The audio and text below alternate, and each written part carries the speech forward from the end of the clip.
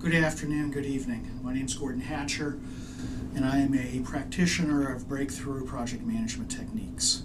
The specific technique I'm going to talk about in this segment is thinking about what's possible.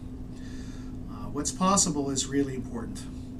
Thinking about what's possible is really important because one of the important things to drive breakthroughs is to have conversations with other people about what you see as possible and what they see as possible.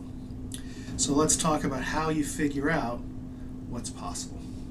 There's a couple of ways to figure out what's possible. I'm going to talk about two that I use all the time. So here's a cloud. And here is a window. And I'm watching the cloud go by at the same time that I'm using my imagination to think about what's possible. What's possible is a state that is much better than where you are, whether it's a project you're working on, whether it is a process you're trying to address, or whether it's a level of organizational performance. The idea here is that it represents a significant advancement over where you are. So I like this technique.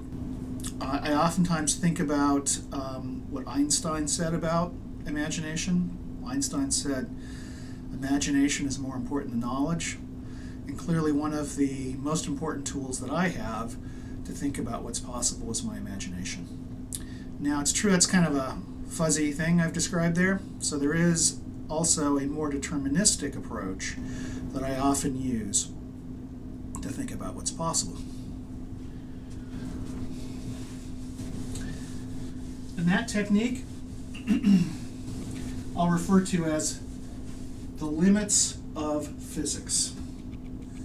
So here is a chart that describes a result we want to try to create and a period of time, right? And so that forms a square. Now if we think about what the limits of physics are,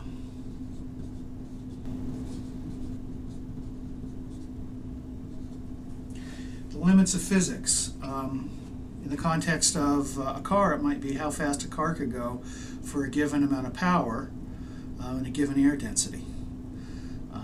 It might be how far a ship could go on a given specific level of fuel. It might be how much power can a windmill create. There are physical limits for those things. So if we were to use the example about how much power a windmill can create, say this is the physical limit to how much power a given windmill can create. If we think about when we want to have that breakthrough,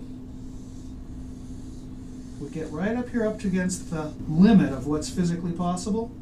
The ideas of what's here from a result standpoint represent the limit of what's possible.